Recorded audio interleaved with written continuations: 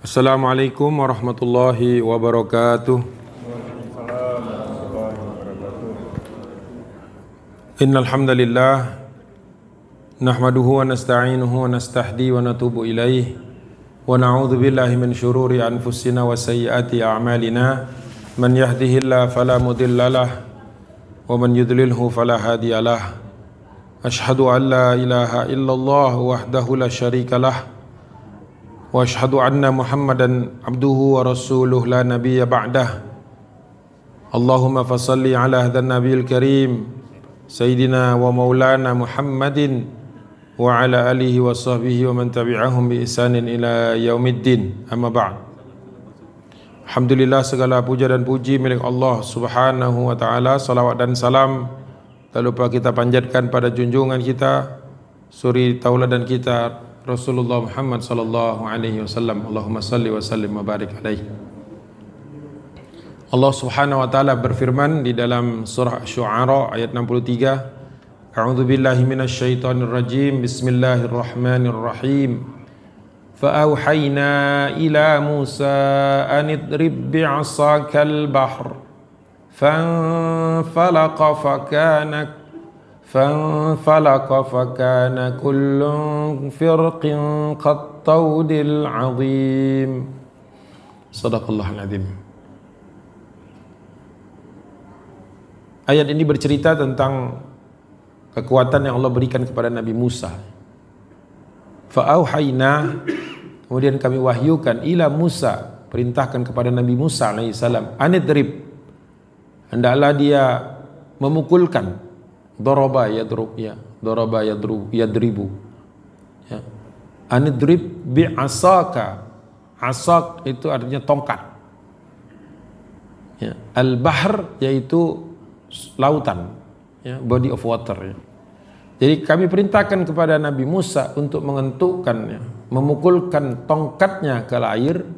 Waktu itu posisinya Musa alaihissalam itu sedang membawa rombongan Bani Israel keluar dari tanah Fir'aun, tanah Mesir, sampai ke pinggir Laut Merah itu dalam keadaan dikejar oleh Fir'aun. Karena tidak ada jalan lain kecuali menyeberanginya, dan tidak mungkin menyeberanginya kecuali airnya itu Allah sibakkan. Maka diperintahkan kepada Allah untuk memukulkan, mengetukkan tongkatnya ke laut. Fangfalaqa, maka terbelahlah, ya, terbelah. Fakana kullu firqin, maka setiap belahannya itu sisi dan kanan dan sisi kanan dan sisi timur, sisi kanan dan sisi kirinya itu qattaudil azim, seperti gunung yang tinggi. Jadi membayangkan ketika kita menyelam, ya, kalau misalnya ini air kita nyelam, itu kan nyelamnya bisa berapa ratus meter itu di bawah permukaan air. Nah, sekarang sebanyak itu volume air kemudian Allah pisahkan. Kita tahu kan massa itu ketika kita sibakkan atau kita geser, maka dia mengambil volume dari massa yang lain atau dia menyebar ke tempat lain. Jadi kalau membayangkan sepanjang lautan itu lebarnya selebar orang-orang Bani Israel, 12 suku besar itu, lebar sekali berapa ratus meter, kemudian kali kedalamannya, kali panjangnya untuk jadi lebar air yang disibak, kemudian kedalaman dari lautan tersebut sepanjang lebarnya laut atau selat Nil itu, sungai Nil, Laut Merah, saya lagi ngarang kemana-mana, Laut Merah itu. Nah, sebanyak air itu kan tidak menguap, tapi dia itu tergeser ke kiri dan ke kanan. Kalau dari sisi geografisnya itu ke utara dan ke selatan. Maka sebesar itulah qattaudil azim, seperti gunung. Jadi air itu naik sampai seperti gunung. Jadi jangan dibayangkan kita itu kayak kecepruk-kecepruk di kali gitu. Tapi sungai, bayangkan sungai. Saya lagi membayangkan sungai Musi, karena itu yang sering saya lihat dulu di Palembang. Itu sepanjang itu terus disibakkan, airnya naik kan. Itu gambarannya. Nah, di slide pertama. Nah, ayat itu ditulis di kertas sekaligus di bawahnya dituliskan dengan bahasa Arab, ya sukanu Gaza al-jaisu Israeli qadimun. Dituliskan itu. Wahai penduduk Gaza, orang yang tinggal di Gaza, ketahuilah bahwa pasukan Israel qadimun, sudah mau datang. Dicetak di pamflet-pamflet kecil dengan logo IDF di sebelah kanan dan logo Israel di sebelah kiri, dilepaskan dalam jumlah ribuan oleh pesawat-pesawat terbang, leaflet itu ke penduduk Gaza. Inilah opening dari operasi Gideon's Chariot. Chariot, tahu nggak chariot? Chariot itu kalau film-film zaman dulu tuh, film-film Fir'aun, Ben Hur gitu, orang dia berdiri di atas gerobak, rodanya cuma 2, bukan yang gerobak roda 4, roda 2, terus ditarik kuda. Saya lupa, harusnya saya masukkan di sini gambarnya. Kebayang ada 2 kuda atau 1 kuda atau 4, tergantung. Kalau dia jenderal itu kudanya 4. Kalau dia cuma komandan saja mungkin 2 atau 1. Diikatkan ke tali. Kalau jenderal itu ada yang size-nya, ada yang dia hanya menggunakan panah saja di belakang nembakin orang. Tapi kadang-kadang kalau tentara bawah itu, dia yang pegang kudanya, dia yang mana. Jadi sambil mana sambil megang kendali kuda itu. Itulah chariot. Kenapa dipilih Gideon's atau Gideon's Chariot? Ini terkait juga dengan pasukan-pasukan yang ditraining sama Nabi Musa untuk melakukan penggebrakan ketika sudah mendarat di sisi sebelah barat dari sisi sebelah timur dari Laut Merah setelah air itu dibelah. Nah, jadi tentara Israel juga sekarang menggunakan ayat-ayat Allah gitu. Mereka menggunakan apa tadi? Surah Asy-Syu'ara ayat 63. Dituliskan di kertas karena tahu orang Gaza itu hafal Quran rata-rata, banyak yang hafal Quran. Jadi kalau kita misalnya dalam pertempuran itu pasukan kaum muslimin itu Khaybar, maaf saya lagi radang tenggorokan. Khaybar ya Yahud, jaisu Muhammad saufa ya'ud. Ingatlah Khaybar wahai Yahudi, pasukan Nabi Muhammad segera kembali. Dia menggunakan ya sukanul Gaza al-jaisu Israeli qadimun,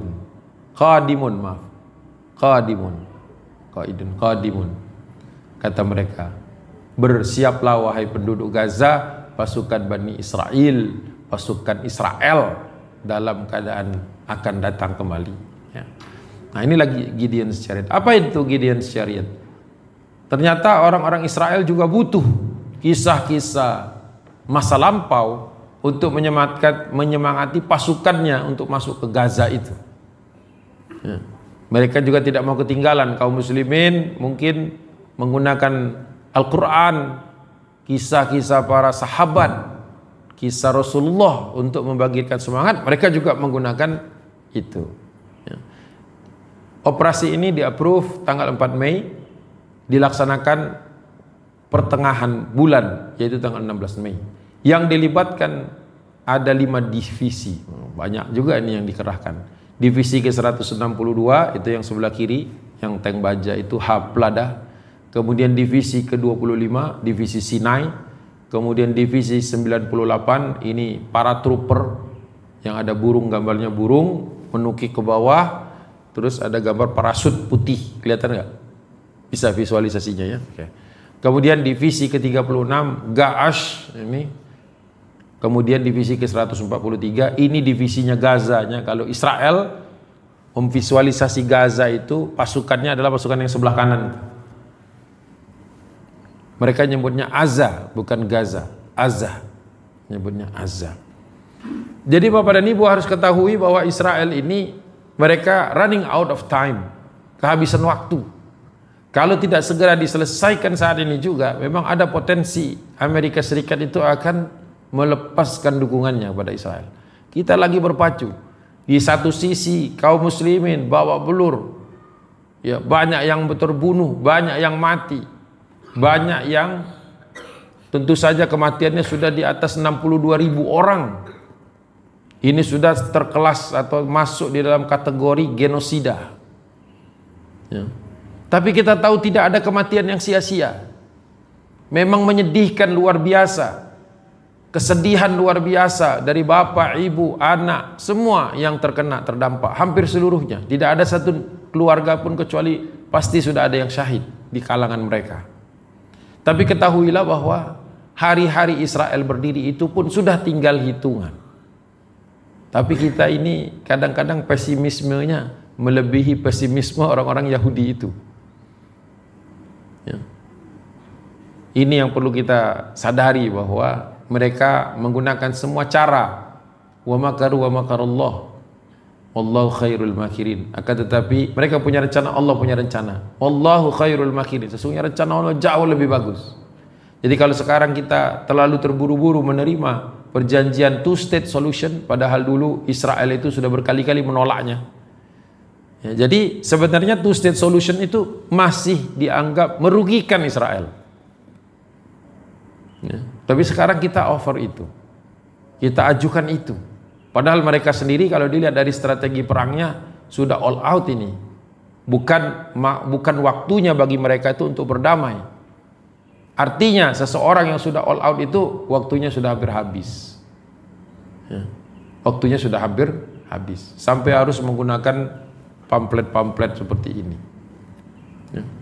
Jadi perhatikan seruan mereka. Ya sukanu Gaza, al-jaisu Israeli qadimun. Masya Allah. Dan pasukan Hamas mempersiapkan diri dengan baik. Ya. Semakin banyak setelah 16 Mei sampai dengan hari ini sudah 1 Juni kan, berarti sudah setengah bulan berlalu, itu tercatat ada 13 kali tentara Israel itu mati di terowongan-terowongan yang dibuat khusus untuk menjebak mereka. Ada teman saya yang rajin mengumpulkan semua pemberitaan yang dikomunikasikan oleh juru bicara Hamas itu. Dikumpulkan sama dia rapi sekali. Dia analisis satu persatu karena dia sekolahnya analisis kebijakan publik. Itu juga dia analisis satu-satu. Terus dia ngambil kesimpulan bahwa Israel itu semakin banyak casualty-nya, semakin banyak orang yang mati di dalam peroperasinya itu, tapi luput dari pemberitaan. Dan sekarang jebakan-jebakannya tidak lagi di atas permukaan, tetapi mereka memancing pasukan Israel itu masuk ke terowongan-terowongan, mengejar mereka. Jadi mereka sekarang menggunakan taktik mungkin dulu dipakai sama pasukan Turki, pasukan Mongol, yaitu pura-pura mundur, nyerang, terus balik, mundur. Nah, ketika mundur itu dikejar. Nah, yang mengejar ini kan melepaskan diri dari pasukan induknya. Ketika jauh dari pasukan induknya, masuk ke tempat yang memang sudah disiapkan untuk menjebak itu. Mereka lari, pura-pura lari ke dalam terowongan, dikejar ke terowongan. Ternyata terowongan itu buntu. Pasukan yang masuk tadi itu keluar lewat lubang-lubang kecil, pasukan besar ini masuk, ternyata buntu, diledakkan dari luar, atas, bawah, meledak. Pertanyaan saya awalnya itu, dari mana bahan peledak sebanyak itu? Kita masukin daging aja nggak bisa ke sana, kok dia bisa dapat bahan peledak? Ada yang tahu nggak dapatnya dari mana bahan peledak? Allah yang kirim. Tahu nggak maksudnya Allah yang kirim? Kan Israel itu kan bawa bom kan, waktu dijatuhkan di Gaza. Ada nggak laporan Israel melaporkan apakah semua bomnya meledak? Nggak ada. Karena hampir 60%, 50% dari bom yang dijatuhkan itu DUD istilahnya, DAD. DAD itu artinya dia nggak meledak. Jadi jatuh, brok, memang menghancurkan, namanya bom besar ya, sekian ratus kilo itu. Menghantam rumah, pasti rumahnya jebol itu, atap pasti jebol, masuk ke dalam rumah, tapi nggak meledak. Karena bom itu walaupun dia sudah menyentuh bumi, tapi kalau pisirnya itu, pelatuknya itu, yang menyebabkan meledaknya rangkaian dari mesiu itu, ya nggak meledak, dia jadi kayak ngirim mesiu aja. Cuma kalau kena rumah ya berarti rumah bolong, kalau kena tanah berarti tanahnya terbuat crater gitu, terbuat lubang di tanah ini. Nah itulah ternyata ada divisi. Dia baru, Mas kata dia, ternyata Hamas itu ada pasukan. Kalau kita di sini namanya Jihandak. Tahu Jihandak nggak?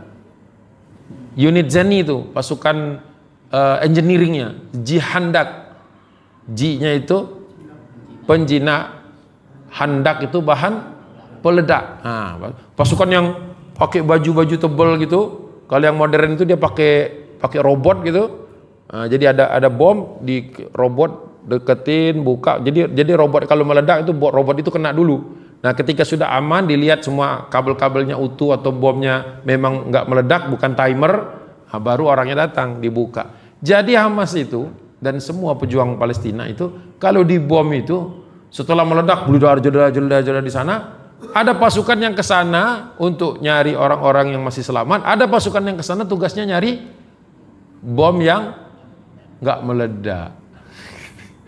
Kadang-kadang bom itu dibawa ya begitu saja, bomnya masih utuh, cuman bagian wiringnya saja di otak-atik. Itu dimasukkan ke dalam terowongan, dipasangi handphone jadul. Tahu handphone jadul? Handphone jadul tuh yang Nokia zaman dulu tuh, yang kecil-kecil segini. Taruh di situ cuman ditempelkan saja. Terus sinyalnya digabungkan dengan perapian. Jadi nanti cuman dari jauh aja. Kalau orang-orang pasukan lain kan pakai alat sensor yang tinggi. Kalau mereka cuma pakai handphone aja, di strap handphonenya di situ, nomornya sudah diketahui. Gitu. Untuk lubang ini nomor yang ini. Jadi ada petugas yang pegang handphone, nelpon handphone itu.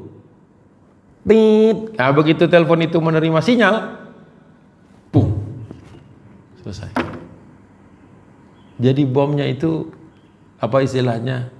Dikirim kembali. Ya, bom dijatuhkan di Gaza, Gazanya bom itu kemudian diserahkan kembali kepada pemiliknya. Nih, kemarin ngebom kami nggak nyala, nih kami nyalain nih, gitu kan, kira-kira begitu. Ayo kalau mau, seperti itu. Jadi Bapak dan Ibu, ceritanya itu jangan selalu didominasi oleh tangis dan sedih. Harus juga kita sampaikan bahwa mereka berhasil.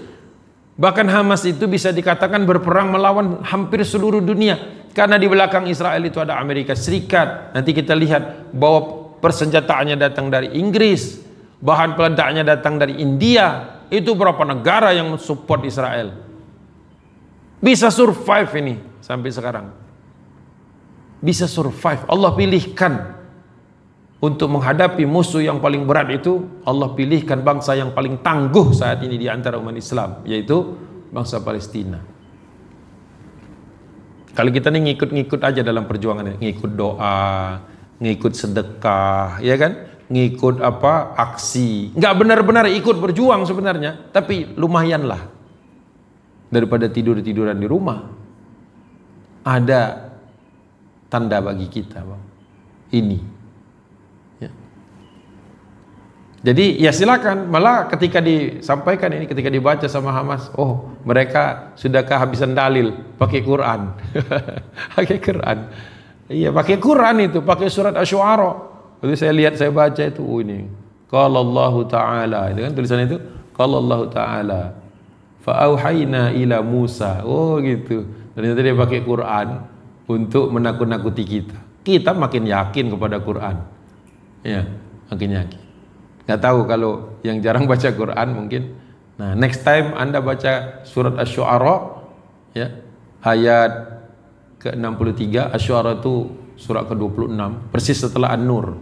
Kalau ingatnya, setelah An-Nur, Asy-Syu'ara ayat 63. Kalau baca itu, bayangkan orang Zionis menggunakan ayat ini untuk menjatuhkan mental kita. Efeknya mental kita bukannya jatuh, malah naik. Ya, karena kita tahu bahwa ketika Nabi Musa mengetukkan itu, ternyata mukjizat Allah Subhanahu wa taala itu tidak mengubah kedengkian mereka. Masih saja mereka membangkang kepada Nabi Musa alaihissalam. Jadi begitu kita melihatnya. Oke, slide kedua, slide berikutnya. Saya ambil dari berita Haaretz. Ya, Haaretz ini, jadi saya follow juga ini. Biasanya saya malas memfollow kantor-kantor berita Israel, tapi Haaretz ini cukup kritis. Haaretz yang saya ikuti itu, Haaretz, Jerusalem Post saya kadang dia banyak bohongnya juga. Jerusalem Post saya tidak pakai, Haaretz saya pakai. Ada satu lagi, lupa saya namanya, Haaretz. Haaretz ini operasi senyap, kata dia. Ada istilah, jadi ini bahasanya itu kosakata. Jadi ternyata perang ini menggunakan kosakata. Jadi orang-orang Israel itu senang sekarang dia catat gitu ya, dilakukan survei gitu, apa saja sih yang paling sering diucapkan oleh pemimpin-pemimpin Israel, mulai dari Netanyahu, Yoav Galan, Itamar bin Zuhair gitu, orang-orang yang ekstrim-ekstrim, Daniela Weiss gitu-gitu. Ternyata ada 3 kata yang paling sering muncul dari mulut mereka: depopulation, kill zone, Nakba kedua. Itu dia. Tahu artinya ya? Depopulasi ini sebenarnya pertama kali orang menggunakan istilah depopulasi itu siapa? Bill Gates. Bill Gates sebelum COVID, waktu ditanya, dia kan sebagai CEO Microsoft waktu itu, ditanya bagaimana perkembangan Microsoft di dunia, kata dia bagus, Microsoft semakin diterima. Sebentar. Saya kalau udah ngomong beberapa lama itu terus ininya sakit. Bismillahirrahmanirrahim. Nah, kata dia begini, itu tahun berapa itu? Tahun 90-an dia itu diwawancarai. Kata dia, dunia ini terlalu penuh, kata dia. Terlalu banyak manusia. Kita harus ada program depopulasi. Depopulasi itu sama aja dengan genosida sebenarnya. Depopulasi itu kan berarti menghapus sebagian dari populasi. Kemana manusia mau dihapus? Menghapus manusia itu gimana? Dengan cara membunuhnya. Kata dia harus ada. Dia itu tahun 95 atau 97 gitu. Harus ada penyakit besar yang meluas yang membunuh sebagian manusia ini agar dunia ini enggak terlalu penuh, kata dia gitu. Ini kan pandangan kaum sekuler ya. Khususnya mereka yang mempercayai teori Darwin, teori ras yang kuat mengalahkan ras yang lemah. Nggak ada itu Rahman Rahim, itu nggak ada. Nah, orang nggak mikir gitu. Kenapa ini bos Microsoft, bos istilahnya software engineer lah katakanlah kan, pelayanan jasa internet lah katakanlah seperti itu, atau backbone internet itu, kok ngomongin tentang populasi? Tapi tidak lama setelah itu, ya tidak cukup lama juga, tapi setelah itu ada COVID. Dan ternyata yang menyediakan vaksinnya itu ada saham Microsoft 37%. Gitu. Jadi, nah kenapa sekarang diangkat juga depopulation? Orang-orang Israel, pemimpin Israel ini senang menggunakan istilah depopulation, kill zone, second Nakbah ini kepada kalau lagi membicarakan Gaza atau Palestina. Jadi menurut mereka, mereka ingin agar orang itu terbiasa dengan istilah, tidak lagi alergi dengan istilah depopulasi, mengurangi jumlah penduduk. Jadi kata mereka, kami ini sebenarnya sampai mereka berani ngomong begitu, tidak lagi sembunyi-sembunyi, mereka mengatakan bahwa kami ini berjasa kepada kemanusiaan, mengurangi penduduk masyarakat bumi gitu, yang sudah terlalu padat. Terus mereka mengatakan, ya siapa suruh orang-orang ini ada di kill zone? Nah, kill zone itu istilahnya zona pembunuhan. Kata dia, orang-orang rakyat sipil Palestina ini mau-maunya tinggal di situ. Kan sudah kami bilang lebih baik tinggal di tempat lain. Kenapa tinggal di situ? Itu kan daerah kill zone. Padahal kan itu negeri sendiri. Itu ibaratnya ada maling bilang, ngapain kamu di rumah? Nanti kamu terbunuh. Mending kamu keluar dari rumah. Itu kan seperti itu. Dan yang kedua, Nakbah, tahu ya? Nakbah itu peristiwa yang terjadi tahun 48-49. Yaitu ketika pertama kalinya bangsa Palestina mengalami serangan brutal dari Zionis ketika Israel berdiri. Israel kan berdiri tahun 48. Itu terusir mereka. Nah, keterusiran mereka di tahun awal 48-49 itulah yang disebut dengan Nakbah. Tahun kesedihan, tahun katastrofi, tahun kemalangan. Nah, kata mereka, kalau dulu ada Nakbah, sekarang sudah saatnya Nakbah kedua. Jadi mereka mencoba tonnya itu, nadanya itu, coba menormalkan omongan ini. Padahal ini kan semuanya ucapan-ucapan yang menandakan bahwa mereka melakukan genocide. Kemudian adalah kejahatan kepada kemanusiaan. Kok dengan entengnya dia mengatakan kita kurangi aja jumlah penduduknya. Kayak kita ngomong Israel kita kurangi aja lah jumlah penduduknya gitu. Pasti dia ngamuk-ngamuk kita ngomong begitu. Ya. Nah inilah. Ini laporan dari atau penelitian dari Adam Ras dengan Asaf Bondi. Jadi Bapak dan Ibu yang dirahmati Allah, mereka senang kalau kita itu menerima kenyataan. Seperti Indonesia waktu itu sempat mau menjadi tuan rumah bagi penduduk Gaza. Ya, ini masuk di dalam perangkap mereka. Di slide berikutnya, ini adalah tipu daya dan ini akan datang bertubi-tubi. Suratul Anfal, dari surah Al-Anfal ayat 30 Allah berfirman, "Wa idh yamkuru bika alladhina kafaru liyuthbituka aw yaqtuluka aw yukhrijuk wa yamkuruna wa yamkurullah wallahu khairul makirin." Shadaqallahul adzim. Wa idh yamkuru bika, dan ingatlah ketika orang-orang kafir itu membikinkan tipu daya kepadamu wahai Muhammad. Alladzina kafaru, yaitu orang-orang kafir. Orang-orang kafir dari Bani Israel, orang-orang kafir dari orang-orang musyrikin. Au yaktuluk, atau mereka semua mencoba membunuhmu. Au yukhrijuk, atau mereka mencoba untuk mengusirmu. Wa yamkurun, mereka berusaha, punya rencana, punya makar. Wa yamkurullah, Allah juga punya rencana. Wallahu khairul makirin, Allah lah pemilik sebaik-baiknya rencana. Jadi kalau mereka rencana mau memusnahkan umat Islam, nggak bisa. Di Gaza itu orang yang lahir di tengah peperangan itu banyak. Bayi-bayi yang lahir banyak. Bayi-bayi yang katanya sakit sehat. Malnutrisi iya, karena barang-barang nggak bisa masuk. Tetapi Allah tidak pernah kurangi jumlah mereka. Allah selalu berikan pertolongan di tengah-tengah kesulitan itu. Fa inna ma'al usri yusra. Di slide berikutnya, tanda-tanda keretakan antara Amerika Serikat dengan dengan Israel ada. Walaupun kita tidak boleh bergantung dengan ini. Kita tidak boleh bergantung dengan pecahnya lawan. Kita harus bergantung kepada Allah dan kekuatan umat. Jadi jangan nunggu-nunggu kapan ini Israel pecah yang kongsi sama Amerika, nggak usah ditunggu-tunggu. Kita akan merdekakan Palestina dengan kekuatan yang Allah berikan kepada kita. Kalaupun kemudian ada keterpecahan di kalangan mereka, biarkan saja. Bukan urusan kita, tapi jangan pula kita berharap kepada mereka. Contohnya, sebagaimana yang dilaporkan oleh Wafa Syurafa untuk Associated Press tanggal 12 Mei yang lalu, juru bicara Hamas Khalil Al-Hayya di Deir Balah Gaza menyatakan akan melepaskan Edan Alexander. Edan ya, namanya Edan. Namanya aja Edan, gimana orangnya? Itu susah juga. Saya pikir dulu Eden gitu ya. Cari-cari emang Edan tulisannya. Edan ya.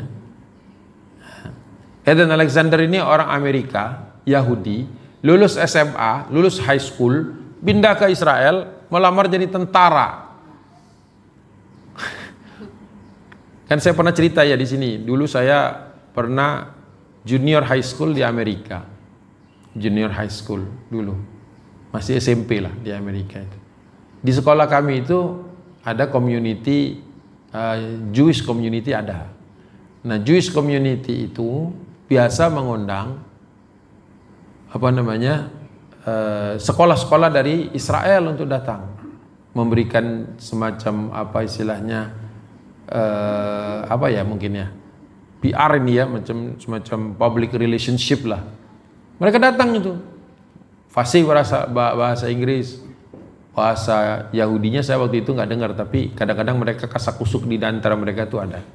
Nah waktu itu dia agak mempromosikan kalau mau jalan-jalan ke Israel atau ngobrol-ngobrol tentang Israel. Waktu itu saya belum ngerti gitu ada hal seperti ini. Tapi memori itu masih saya ingat.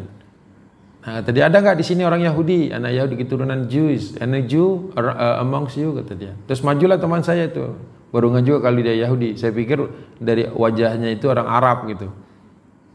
Joshua Green namanya, Joshua Green. Maju dia ke depan, I'm Jewish, kata dia kan. Teman saya Yahudi ternyata gitu kan waktu itu. Iya, dia bilang. Terus kata dia, kamu bisa bahasa Yahudi? Dia bisa, pamer dia bahasa Yahudinya. Terus dia bilang, bagaimana menurutmu Israel? Apa jasa Israel? Apa kehebatan? Kata dia. Ya saya ingat tuh kalimatnya, Israeli farmers turn desert into blossom. Apa saya lupa ujungnya itu. Field atau apa, pasture atau apa. Jadi kata dia, yang saya tahu tentang Israel itu, nggak tahu ini sudah skenario dia siapin atau emang dia tahu, kata dia petani-petani Israel itu mengubah tanah tandus menjadi tanah yang subur. Waktu itu saya pikir, oh ya hebat juga ya, bisa ya. Saya dalam otak saya tuh bisa ya. Itu saya gitu, yang orang tuanya Muslim. Tapi memang waktu itu belum isu Palestina ini belum masuk ke otak saya. Baru SMA saya itu memihak Palestina itu.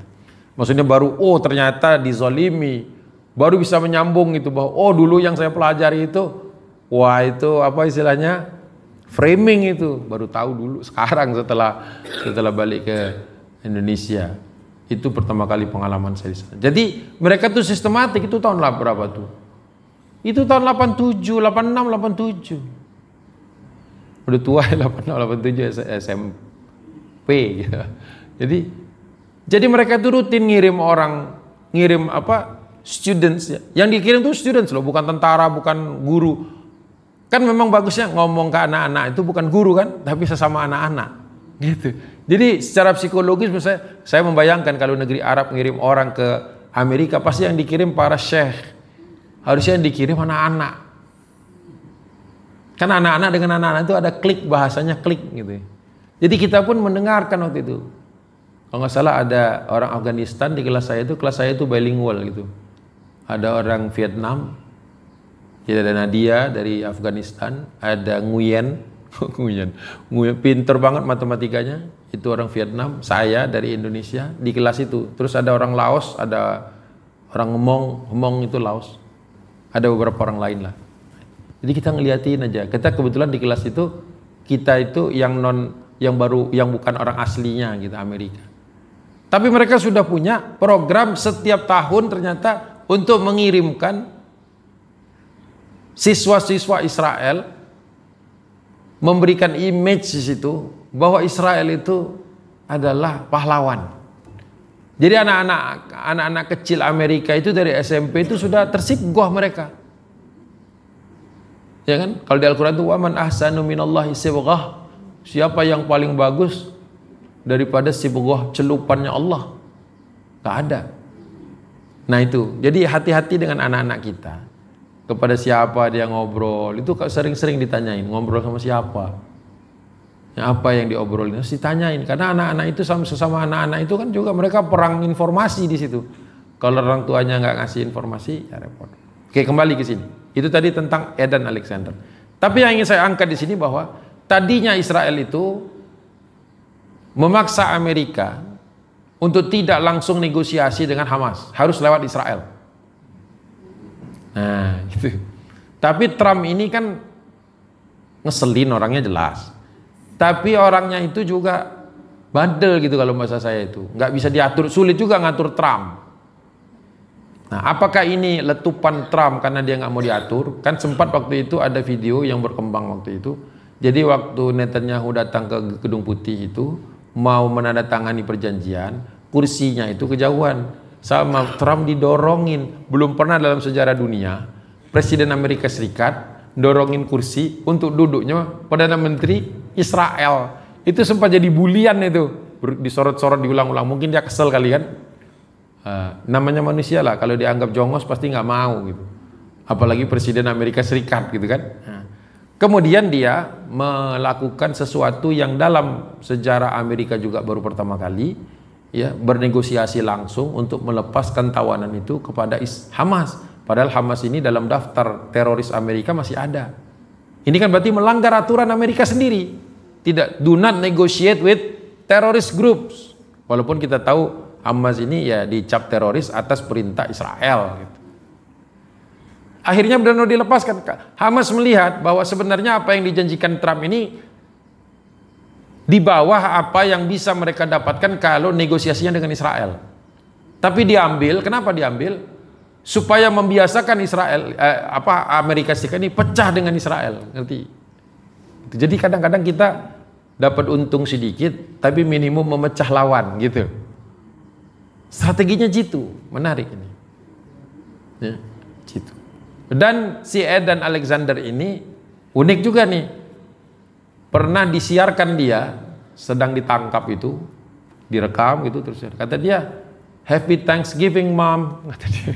Orang Amerika itu suka merayakan Thanksgiving. Thanksgiving itu sebenarnya orang Indian nggak suka. Karena Thanksgiving itu orang kulit merayakan orang kulit putih dari Eropa pertama kali mendarat di Amerika. Setahun mereka survive. Kemudian selama setahun itu mereka merasa bisa berhasil menaklukkan lah ibaratnya bumi Amerika itu. Tapi itu mereka setahun itu membunuhi banyak orang Indian. Jadi Thanksgiving itu untuk orang Indian itu sama saja memperingati hari penjajahan kami. Tapi orang Amerika itu biasa Thanksgiving. Thanksgiving itu makanannya yang khas Thanksgiving itu adalah memasak burung kalkun. Kalau orang Amerika menyebutnya turkey. Itu kemarin saya dapat lucu itu meme, tapi nggak tahu saya sudah hapus. Kadang-kadang nggak lama itu tentang burung Turki itu. Sebentar, ada yang tahu? Langsung tahu. Jadi kalau di Amerika disebutnya Turki, di Turki disebutnya apa gitu? Apa? India. Orang India nyebutnya barang lain. Rusia apa? Pokoknya ada. Kayak burung Turki itu kayak nggak diakui, sebentar. Katanya cuma Indonesia yang jujur itu burung kalkun, nggak ngomong itu burung Malaysia. Nanti orang Malaysia bilang itu burung Brunei. kan burung itu kasihan ya. Burung Turki itu dirawat hanya untuk disembelih di Thanksgiving. Di stuff gitu, dimasukin macam-macam di dalam perutnya itu dikasih makan terus baru dipanggang. Kadang dikasih nasi, kadang dikasih bean, kacang-kacangan dan sebagainya. Nah, tapi itu bukan pembahasan kita. Tapi menarik aja kemarin itu burung Turki itu orang Turki nyebutnya burung India, orang India nyebutnya burung Nepal apa-apa. Pokoknya loncat-loncat itu nggak ada yang mau ngaku ini burung siapa ini. Cuman orang Indonesia aja menyebut burung kalkun. Nggak ada kan negara kalkun? Nah gitu, dah gitulah. Baik. Jadi begitu. Next, Allah ingatkan bahwa memang tipu daya itu harus dibalas dengan tipu daya. Ya. Dan bersabar kita. Di surah Taubah itu, a'udzubillahi minasyaitonir ayat 48. Laqad ibtaghawul fitnata min qablu wa qallabu lakal umur hatta ja'al haqq wa dhahara amrullahi wa hum karihun. Sungguh laqad ibtaghawul fitnah, sudah datang fitnah atau kekacauan min qablu, ya, dari sebelumnya, ya. Laqad ibtaghawul fitnah min qablu wa qallabu lakal umur, dengan cara mereka itu memutarbalikkan, mengatur-ngatur istilah-istilah, tipu-tipu daya, persoalan-persoalan. Hatta ja'al haqqu, baru beres itu kalau sudah datang kebenaran, yaitu berupa pertolongan Allah. Wa dhahara amrullah, dan Allah memenangkan urusan ini, yaitu agama Allah. Wa hum karihun, dan mereka nanti akan membencinya, tidak suka dengan kekalahan itu. Jadi trennya itu kan memang begitu. Fitnah, memutarbalikkan fakta, berulang-ulang terjadi. Laqad ibtaghawul fitnah min qablu wa qallabu lakal umur. Nah, jadi kita perlu bersabar, menunggu, bersiap, tidak mudah termakan. Jadi kalau ada isu-isu itu jangan langsung direspon. Kayak kemarin ini, Indonesia menerima two-state solution, siap berdamai dengan Israel asal Palestina diterima atau dimerdekakan. Ini hati-hati kita ngomong gini. Di satu sisi memang sepertinya bagus, ada pengakuan kepada kemerdekaan Palestina, tapi kan berbahaya nih kalau Indonesia sampai buka hubungan diplomatik dengan Israel. Harusnya Palestina itu mendapatkan pengakuan atas kemerdekaan tidak dengan cara mengorbankan undang-undang dasar, karena UUD kita itu kan bahwa segala bentuk penjajahan di muka bumi harus dihapuskan karena tidak sesuai dengan peri kemanusiaan dan peri keadilan. Jadi harusnya itu justru Israelnya yang dibereskan, bukan dikasih kesempatan dia tinggal di Palestina itu. Orang Norman Finkelstein saja mengatakan satu-satunya cara untuk menyelesaikan masalah Palestina dengan Israel ini adalah Israelnya kembalikan ke Eropa dari mana dulu mereka berasal. Cuman itu kata dia, sesederhana itu. Kalau sampai orang Eropa nggak mau nerima Israel, kita tanya kenapa. Sederhana sekali. Coba saya cari Norman Finkelstein. Norman seperti biasa nulisnya Finkelstein. Finkelstein. Nah. Israelis have only one right. Israel itu cuma, siapa Norman Finkelstein? Kedua orang tuanya mati di kamp konsentrasi Hitler. Dia sendiri adalah Zionis garis kelas dulunya, tapi kemudian menyadari bahwa Israel ini tidak merepresentasikan nilai-nilai yang dulu diperjuangkan oleh orang tuanya sampai dibunuh di dalam kamp konsentrasi Jerman Nazi Hitler di Perang Dunia Kedua. Akhirnya dia meneliti dan meneliti, akhirnya penelitiannya dia publish, jadilah dia musuh Israel. Padahal keluarganya punya nama plakat di Israel sebagai mereka-mereka yang terbunuh di kamp konsentrasi Jerman. Jadi kalau keluarga dia itu, kalau mendarat di Israel itu dapat karpet merah. Karena dulu keluarga yang dibunuh oleh Hitler itu, orang Yahudi, itu mendapatkan penghargaan tinggi di negara Israel. Tapi anaknya, si Norman Finkelstein ini mengatakan, Israelis have only one right, that is to pack up their bags and leave the state of Israel. Pergi. Waktu ditanya, pergi kemana? Kan masih hidup orangnya, masih produktif.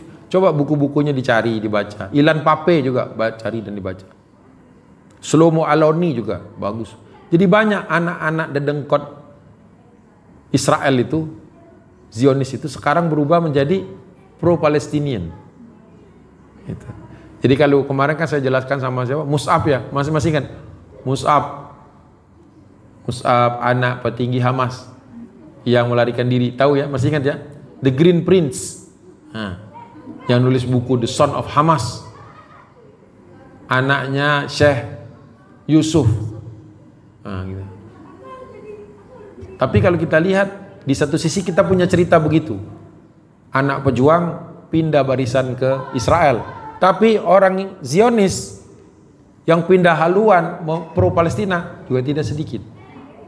Jadi emang Allah kasih kesempatan semua orang untuk menentukan sikap.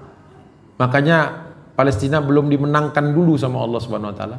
Karena kita semua harus ngambil sikap dulu.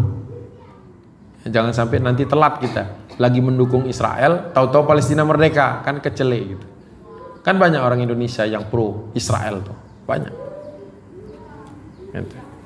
Allah ingatkan sudah, laqad ibtaghawul fitnah min qablu wa qallabu lakal umur. Yang kita tunggu hanya hatta ja'al haqqu, sampai datang kemenangan, wa dhahara amrullah, sampai Allah zahirkan menangkan urusan ini. Kita cuma disuruh bertahan saja dalam keadaan yang berat ini. Next. Ada yang ngelihat aneh nggak dari gambar itu? Itu bukan dua gedung meledak. Tahu nggak apa itu? Lambang Microsoft. Lambang Microsoft di apa istilahnya itu, digabungkan gambarnya itu dengan ledakan di Gaza. Jadi saya pikir emang ada ya gedung sebagus itu di Gaza yang dibom, yang belum dibom, ya sudah habis semua. Nah, tanggal 16 Mei yang lalu Microsoft menyatakan bahwa telah menyediakan pelayanan Azure Cloud Storage, Azure Advanced AI Services, dan Language Translation untuk membantu Israel menemukan tawanan. Jadi ada satu device, misalnya nih ada kerumunan orang Palestina. Waktu pertukaran tawanan, kan ramai itu. Nah itu kalau di videonya itu, kalau dimasukkan ke dalam Azure Advanced AI Services ini, plus aplikasi Language Translation, itu semua percakapan yang terekam di situ. Itu kan banyak kan noise-nya kan.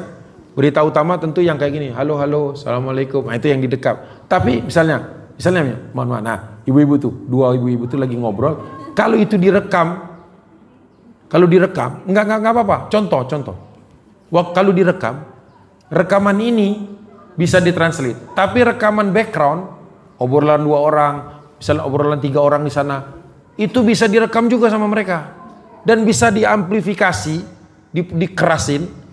Dan kalau itu bahasanya asing atau bahasa slang, ya kan, kalau kita kan kalau ngomong kan tidak kan, marilah kita besok bertemu di sana, kan teman-teman, yuk sono, nah gitu kan, itu pun bisa disedot sama mereka, terus dicarikan translate-nya. Makanya orang-orang pejuang Hamas sekarang kalau ngomong nutup gini ngomongnya.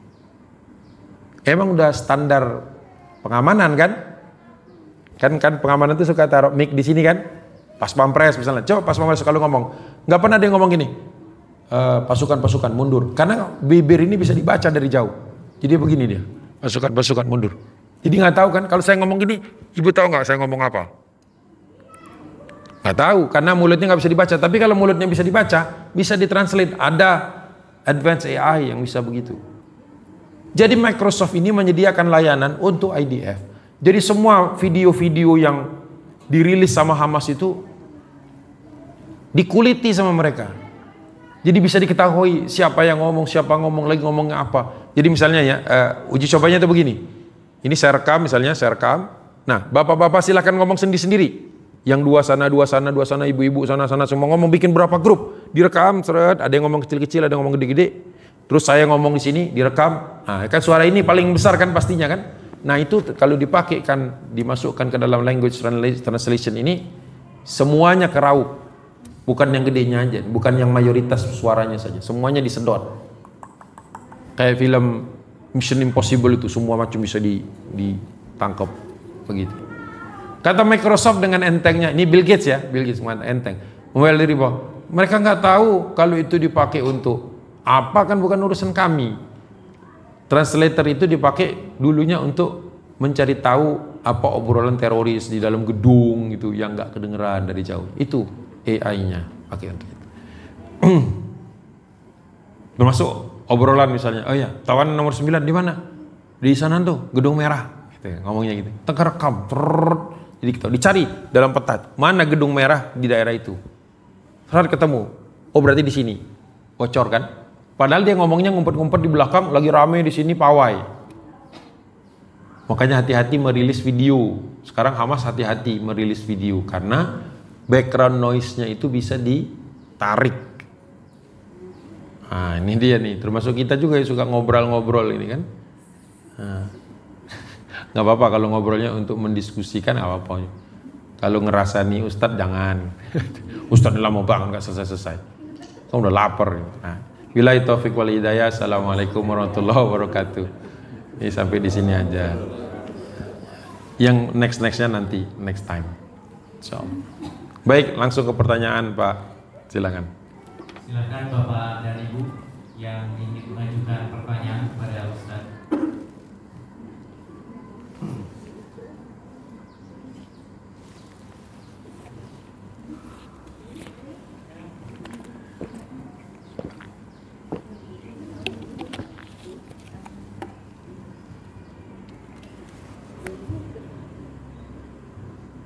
Boleh, kalau ada yang mau nanya silakan.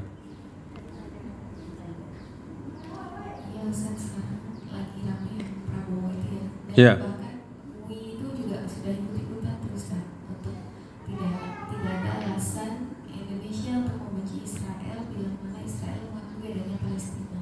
Itu gimana Pak? Kamu aja udah seperti itu Ustaz. Iya. Ini masa berat ini.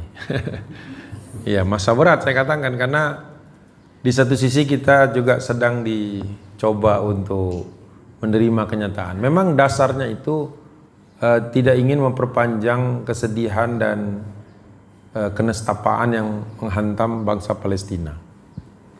Karena mengambil maqasid syariah, menjaga darahnya supaya tidak tertumpah dan banyak orang mati lebih jauh lagi. Sedangkan beberapa tahun ke depan belum terlihat adanya kemampuan kita untuk bisa hentikan serangan Israel. Mungkin lebih banyak fikih waqi'nya, fikih kekiniannya, fikih yang melihat urgensitasnya saat ini. Ya. Memang ini di satu sisi kurang kurang menarik buat kita, karena udah sepanjang itu, sudah sekian tahun dibunuh, sekarang harus menerima kenyataan pula bahwa mereka akan hidup berdampingan, itu buat kita berat. Tapi mungkin buat beberapa orang sementara ini dululah. Yang saya tangkap dari teman-teman yang pro kepada two state solution saat ini, itu alasannya udah ini dulu deh, ini dulu deh. Nanti kita perjuangkan lagi berikutnya. Walaupun saya katakan kalau kita mengaku Israel nggak ada perjuangan lagi kita belum ada Israel, belum ada kedutaannya saja, cukup kedutaan Amerika saja itu sudah merongrong kita. Gimana ada kedutaan Israel nanti di sini? Ya, berarti dia bisa datang ke acara-acara resmi kenegaraan, ya kan? Dia bisa mengkritik macam-macam urusan internal kita, dan terutama mereka bisa merekrut orang Indonesia untuk menjadi pegawai. Kebayang nggak? Kebayang nggak? Sama beratnya seperti saya mengajak orang untuk memboikot perusahaan-perusahaan, produk-produk perusahaan Israel, tapi orangnya kerja di situ, kan repot. Apalagi ini nanti ada kedutaan. Berarti nanti kalau ada 17-an pasti mereka datang. Kebayang nggak dampaknya? Jadi bukan sekedar simbolik itu nanti bendera Israel itu berkibar di Jakarta. Kalau semua itu betul-betul istilahnya untuk mendapatkan kepastian kemerdekaan, sesungguhnya tanda-tanda memerdeka itu sudah dekat. Kenapa kita tidak mau bersabar sedikit? Malah justru aneh sekarang yang tidak mau menerima two state solution itu justru dari kalangan orang-orang non muslim yang membela Palestina. Seperti Norman Finkelstein tadi mengatakan, kalau kita berdamai dengan penjahat ya berarti kita sudah ikut jahat juga. Itu memang berat ini. Saya pun sedang memilah-milah teman-teman yang aktif membela Palestina ini, sebagian sudah ke sana condongnya. Memang ada beberapa yang lapor ke saya, Ustadz katanya, saya begini sama teman kok begitu ya sekarang. Dia sama-sama aktivis Palestina. Ya saya bilang, Pak, Bu gitu ya. Ya memang kita masuk masa sulit karena perjuangan ini panjang dan korban itu banyak. Saya bisa memahami kalau misalnya keluar pendekatan fikih ya, atau pemahaman atas perlunya segera menghentikan. Sampai ada yang mengatakan gak cocok kalau membandingkan Indonesia dulu ketika berjuang lawan Belanda dengan Palestina menghadapi Belanda. Itu satu orang yang kemarin kontroversial itu, mulai saya catat, wah ini bahaya juga ini. Ternyata pemikirannya begitu. Bahkan orang yang tinggal lama, orang Indonesia yang tinggal lama di Palestina sendiri juga ada yang mulai condong-condong. Ya, saya nggak sebut-sebut nama lah. Begitu. Jadi ya memang ini bakal panjang ini, bakal berat ini. Kita diuji sampai detik-detik terakhir itu. Ya. Jadi memang mungkin sekarang ini saatnya kita, maksud saya begini, kita tidak usah, jangan sampai isu ini kemudian memecah belah kita. Tapi kita tidak perlu sepakat kepada anggapan ini gitu. Tapi jangan juga kita memutus hubungan dengan saudara-saudara kita yang pro Palestina. Tapi memang pada akhirnya ya, hati-hati juga itu ngirim bantuan ke Palestina itu. Makanya saya katakan dari awal, jangan orang per orang. Gunakan institusi. Institusinya juga yang tidak lewat jalur-jalur yang melalui kedutaan besar Palestina kita yang di Jakarta. Ini kan pro Fatah. Fatah ini ya bermain-main terus dengan Israel. Gitu. Kemudian kemarin ada seorang asatidz juga sempat bertemu dengan beberapa asatidz yang bertemu dengan wakil Hamas lah secara informal di Indonesia, walaupun sebenarnya nggak ada. Nah, kemudian beliau mengatakan bahwa sungguh kata dia batil kalau ada orang yang sekalipun dia tinggal di Gaza atau di tepi barat mengatakan bahwa seluruh masyarakat Palestina ingin two state solution. Ini sebenarnya keliru. Nggak ada bangsa kami yang mau tertindas terus menerus, tapi tidak ada juga yang mau mengakui keberadaan Israel itu. Ya, jadi ini kita juga sedang bertarung dengan ini suara siapa yang sedang disuarakan. Suara masyarakat Palestina mana yang kata si fulan ini kan, saya sudah sekian belas tahun di Gaza, saya tahu betapa beratnya. Itu kan pandangan dia. Apakah dia sudah menemui seluruh orang di Gaza atau seluruh orang tepi barat? Belum tentu. Ya. Jadi saya juga lagi resah ini dengan sebagian teman-teman yang pro Palestina yang rajin lah gitu ya, rajin mengangkat isu Palestina ini karena terjadi pembelahan ini. Ya. Sampai keluar isu bahwa Hamas itu dibikin sama Israel. Muncul lagi isu lama, isu dulu. Muncul lagi. Itu. Kalau dulu kan yang digoreng Hamas ini tangannya Syiah gitu kan. Tapi kan putus gara-gara lah itu Ismail Haniyeh di Tehran aja mati kan. Harusnya kan dia dijaga habis itu kan, nggak boleh di assassinate begitu. Itu sudah qadarullah. Enak betul mereka tuh. Nyikat sana kalau dipentokin qadarullah.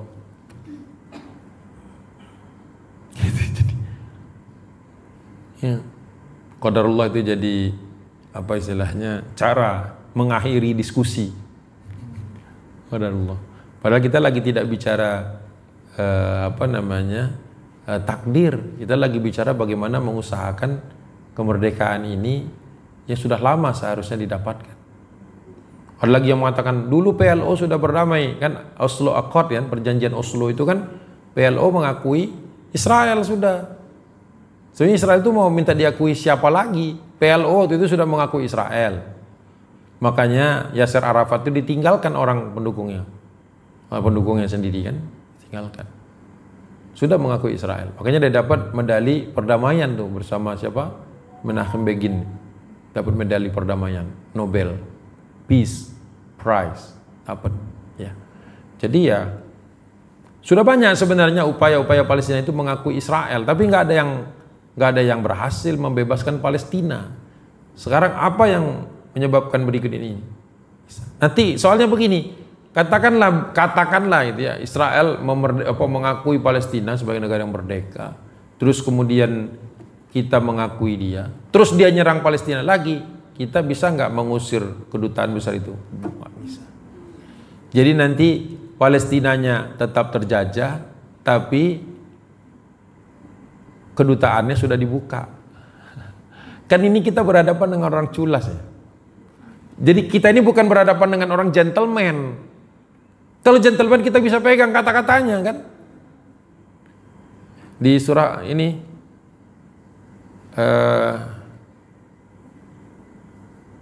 Al-Maidah ya.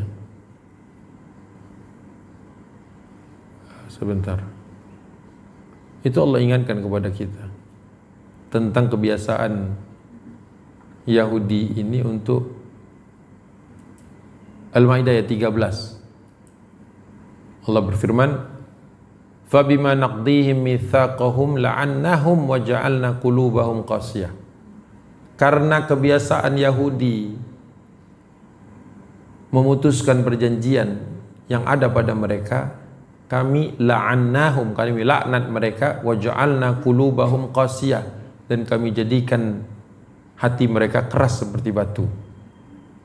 Wala tazalu tattali'u ala kha'inatin minhum illa qalilan minhum, dan engkau Muhammad akan mendapati tak henti-hentinya orang Yahudi itu berkhianat atas janji-janji mereka, illa qalilan minhum, kecuali sedikit saja yang tidak. Itu kan ayat masih relevan saat ini. Masa kita mau percaya sama Israel dengan syarat yang mahal sekali, yaitu membuka kedutaan besar di Indonesia, hanya dengan karena mereka katakan kami akui Palestina merdeka.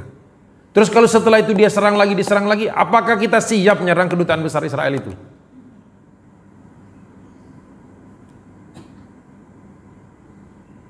Kalau beraninya cuma demo doang di depan. Kita bicara pemerintah nih, government to government ini kan, government G2G ini kan. Tambahkan klausul. Ibaratnya kalau nggak ada cara lain kecuali two state solution ini, tambahkan klausul maka seluruh kedutaan besar Israel di negeri-negeri kaum muslimin yang sudah berdamai akan diserang habis-habisan oleh tentara nasionalnya jika Israel menyentuh seujung jari saja Palestina. Boleh saya ikut yang kayak gituan. Maksudnya boleh saya setuju. Tapi itu resikonya besar sekali. Karena rata-rata pemimpin dunia Islam penakut. Penakut. Negara mana negara muslim yang berani terang-terangan berperang, bukan cuma mengutuk. Kalau mengutuk mana SD bisa ngutuk-ngutuk gitu. Itu yang saya jadi pikiran saya itu.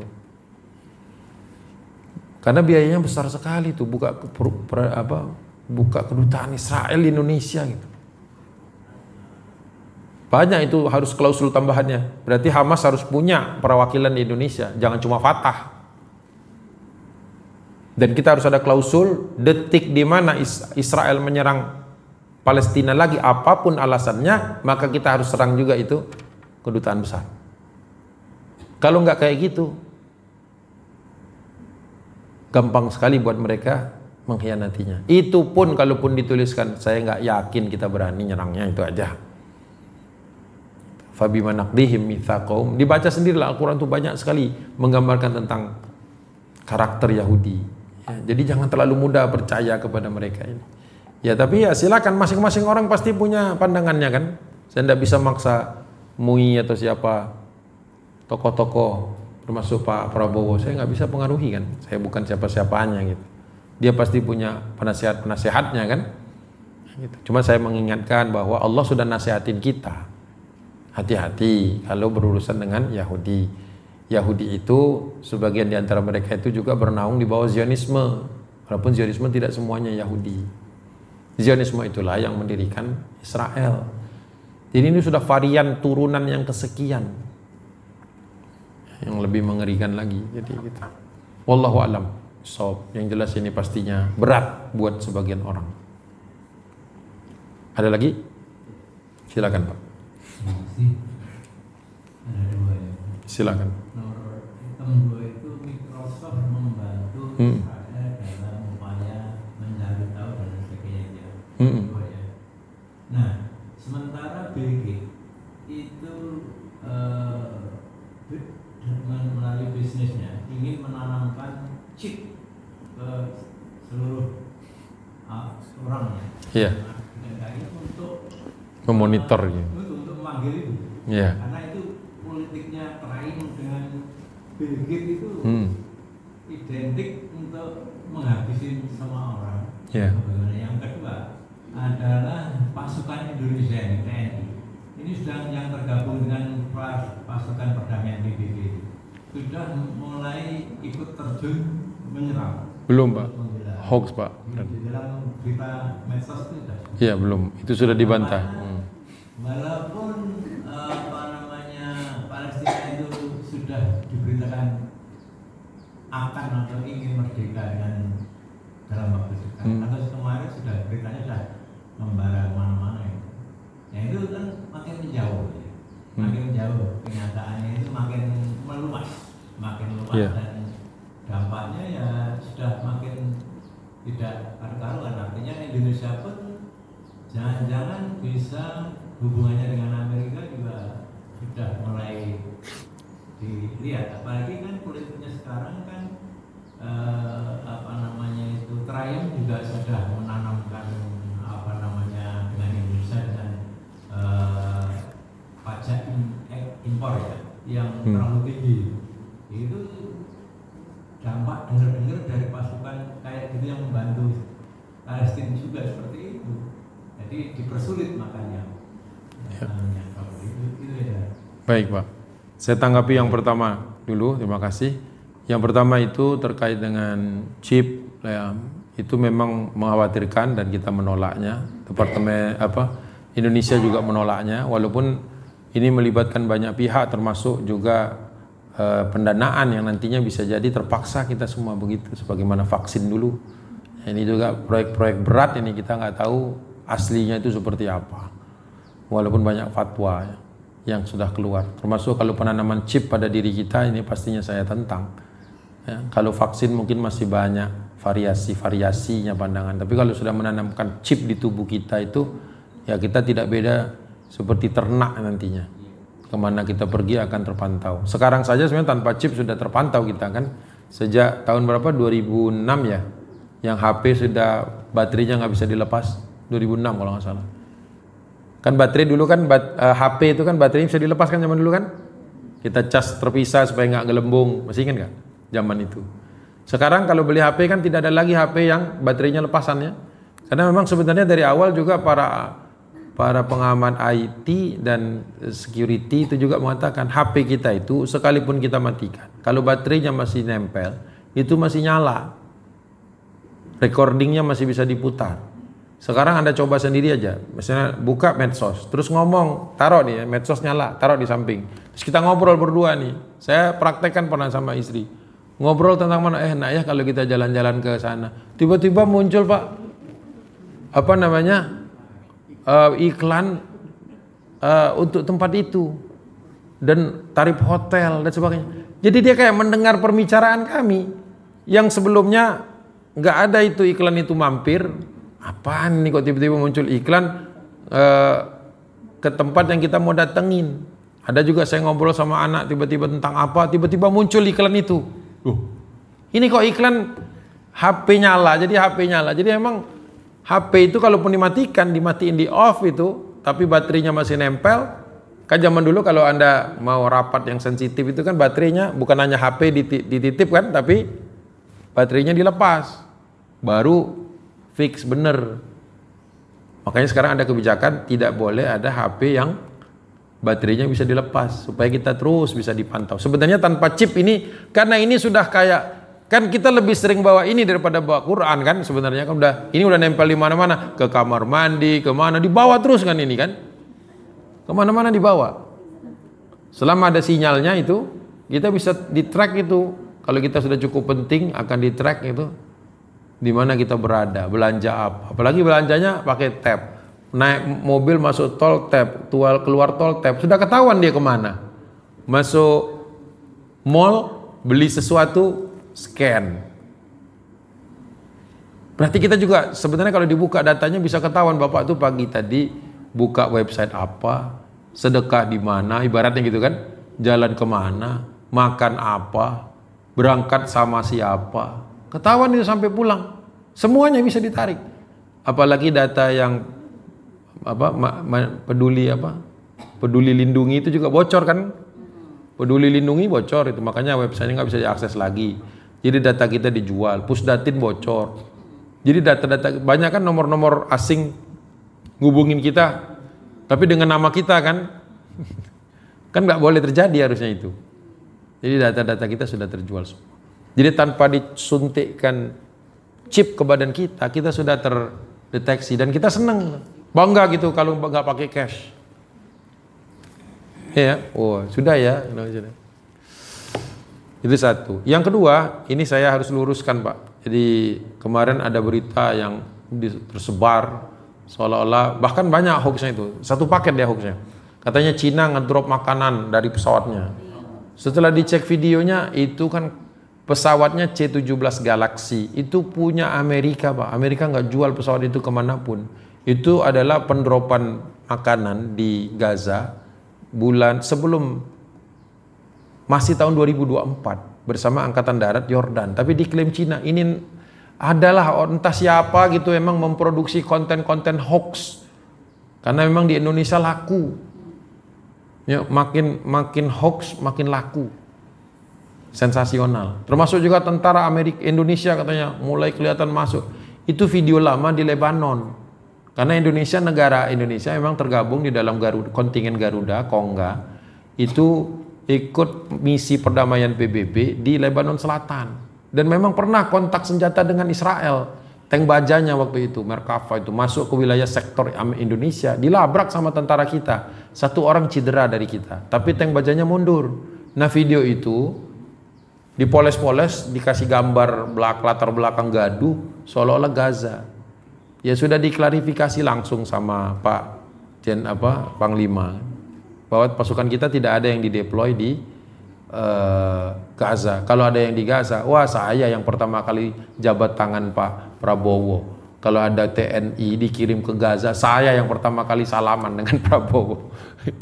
Karena itu berarti lebih hebat daripada seluruh negara-negara Arab dikumpulin jadi satu. Kalau sampai tentara kita masuk ke Gaza, mengamankan Gaza itu, ya berarti kita sudah sama saja perang Pak dengan Israel. Ya. Bukan saya senang, tapi Indonesia mau ngapain lagi? Bantuan kita itu nggak dianggap kita kalau cuma cuap-cuap. Nah, kalau bisa masuk ke sana, malah justru yang tidak hoax adalah seorang marinir Indonesia, seorang sersan, saya lupa namanya, itu mendaftar menjadi pasukan bayaran di Rusia dengan bayaran $400 sehari. Berapa $400 sekarang? 5 juta lah ya, 5-6 juta lah ya, oke, 6 juta sehari Pak.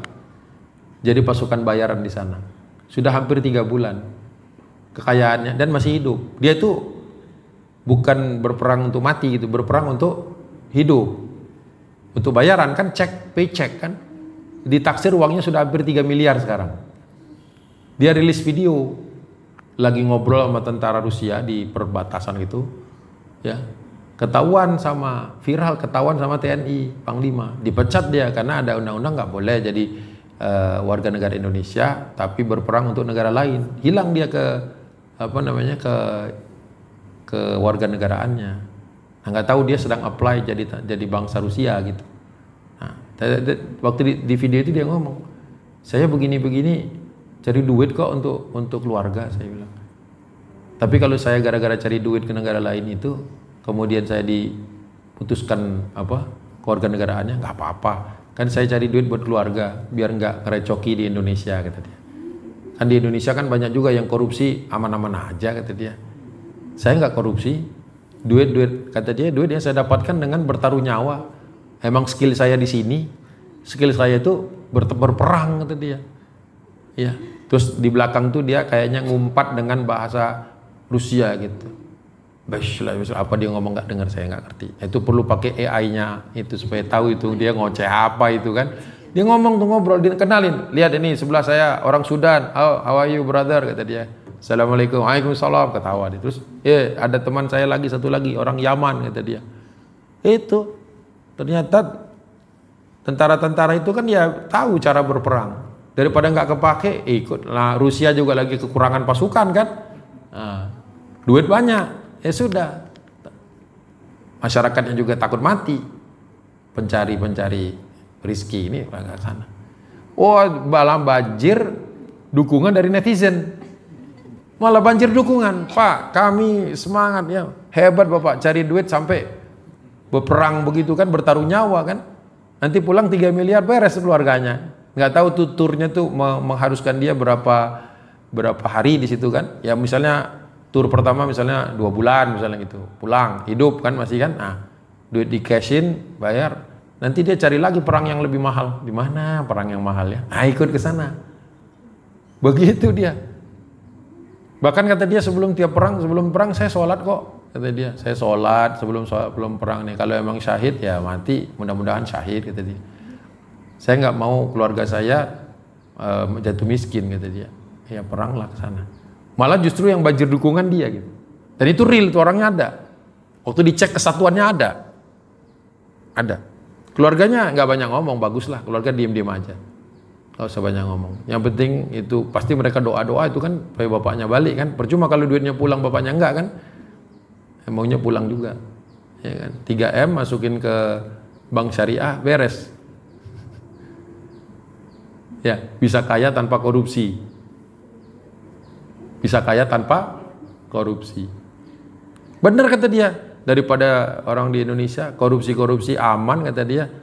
Nggak pernah ada koruptor katanya dibuang kewarganegaraannya. Kok saya dibuang kewarganegaraannya? Gitulah kira-kira gitu ya. Saya nggak tahu kedudukannya secara hukum, mungkin memang dia salah, tapi menurut saya itu melambangkan betapa. Bayangkan kalau dia jadi preman, saya takutnya begitu aja. Bayangkan kalau dia jadi preman di Indonesia kan ngeri kan. Mending dia jadi tentara beneran di sana kan. Sampai sini Wallahu alam. So, jadi gitu. Baik, mungkin baik. Barakallahu fikum Afwan. atas tausiah yang sangat bermanfaat, yang semakin menguatkan kita bahwa insya Allah pertolongan Allah akan segera datang untuk kemerdekaan Palestina.